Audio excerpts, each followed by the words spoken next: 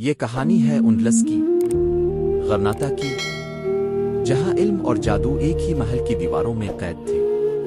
سال 1330 عیسوی، غرناطہ کے قصر الحمرا میں ایک راز دفن تھا، ایک ایسا راز جسے کھولنے کی جرت کسی انسان نے نہ کی تھی۔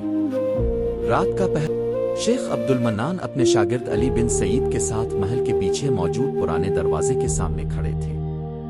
شیخ نے کہا، علی، جو کچھ آج دیکھو گے اسے زبان سے کبھی بیان نہ کرنا، جنات کی دنیا انسان کی کمزوریوں سے کھیلتی ہے۔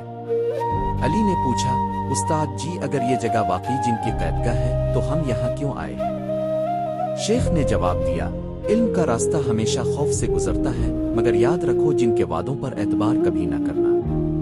وہ دونوں سرنگ میں اترے ہوا بوسیدہ اور بھاری تھی، دیواروں پر پرانے عربی تعویذ چمک رہے تھے جیسے کسی نے روشنی قید کر رکھی ہو۔ اچانک اندھیرے میں سے ایک آواز گونجی، گہری، دھیمی مگر طاقت سے بھرپور۔ ظاہر بولا، کون ہے جو صدیوں بعد میرے قید خانے میں آیا ہے؟ شیخ نے کہا، میں عبد المنان ہوں، علم کا طالب، تیرا نام ظاہر ہے نا؟ ظاہر بولا، ہاں، میں وہی ظاہر ہوں جو کبھی بادشاہوں کا مشیر تھا، مگر انسانوں کی حرص نے مجھے قید کر دیا۔ ظاہر نے اپنی داستان سنائی کہ کیسے ایک بادشاہ نے اس کی طاقت کا غلط استعمال کیا، ظلم بڑھا تو ظاہر نے روکا، مگر بادشاہ نے قرآن کی آیات سے اسے قید کر دیا۔ ظاہر نے کہا، میں آزاد ہونا چاہتا ہوں، جو میری زنجیر توڑے گا میں اسے بادشاہ بنا دوں گا۔ علی نے دل میں کہا، شاید میں غرناطہ کو بچا سکوں۔ رات گہری ہو گئی، شیخ نماز میں مصروف تھے اور علی دھیرے دھیرے جن کے قریب گیا۔ ظاہر نے مدھم آواز میں کہا، صرف ایک لفظ کہہ دے، آفت، اور میں تمہارا غلام بن جاؤں گا۔ علی کے ہونٹ لرزے، دل میں خوف تھا مگر لالچ بھی، اور پھر اس نے کہا، آفت۔ زنجیر ٹوٹ گئی، روشنی پھٹی اور ظاہر آزاد ہو گیا۔ ظاہر ہنسا، ہا ہا ہا، انسان ہمیشہ اپنی خواہش سے ہارا ہے۔ شیخ چیخا، علی راک جا، آیات پڑھو ورنہ سب ختم ہو جائے گا، مگر دیر ہو چکی تھی۔ ظاہر دھوئیں میں لپٹ کر غائب ہو چکا تھا۔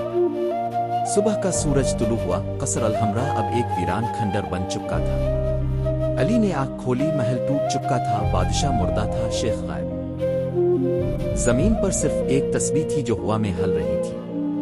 علی رویا، میں نے استاد کا کہا نہ مانا اور غرناطہ تباہ کر دیا۔ اور پھر ایک دھیمی سرگوشی گونجی، انسان کی کمزوری اس کی سب سے بڑی سزا ہے۔ کہتے ہیں آج بھی غرناطہ کے قصر الحمرا کے نیچے کچھ سرنگیں ہیں جہاں کبھی جن ظاہر قید تھا، اور جو رات کے وقت وہاں جاتا ہے اسے اب بھی دھوئیں کی لکیر نظر آتی ہے اور ایک آواز سنائی دیتی ہے، میں آزاد ہوں، مگر تم اب بھی قید ہو۔ دوستو، اس کہانی سے ہمیں یہ سیکھنے کو ملتا ہے کہ انسان کو کبھی غلط کام نہیں کرنا چاہیے۔ اگر ویڈیو پسند آئے تو اسے لائک اور شیئر کریں، اور اگر آپ ہمارے چینل پر نئے ہیں تو سبسکرائب کرنا مت بھولیں۔